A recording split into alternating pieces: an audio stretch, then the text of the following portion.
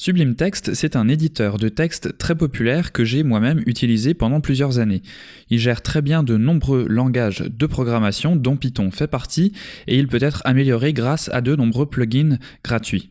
Au niveau de la licence, Sublime Text peut être téléchargé et utilisé gratuitement, mais si vous l'utilisez de façon répétée, vous devrez acheter une licence. Alors, je dis devrez, mais c'est un peu comme WinRAR pour ceux qui connaissent, à savoir que en fait, vous allez juste avoir un petit message une fois de temps en temps qui vous dit qu'il faudrait acheter une licence, mais si vous ne le faites pas, vous pourrez quand même continuer d'utiliser le logiciel.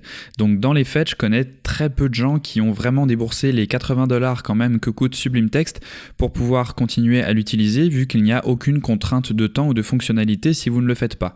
Vous aurez juste un petit message de temps à autre pour vous rappeler de le faire, mais ce n'est vraiment pas contraignant.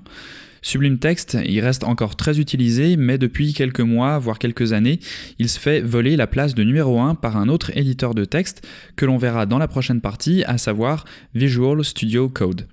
Dans la prochaine partie, je vais donc vous présenter Visual Studio Code et par la suite, je vais revenir sur les avantages et inconvénients de chacun pour que vous puissiez vous faire une idée de ce qu'il propose.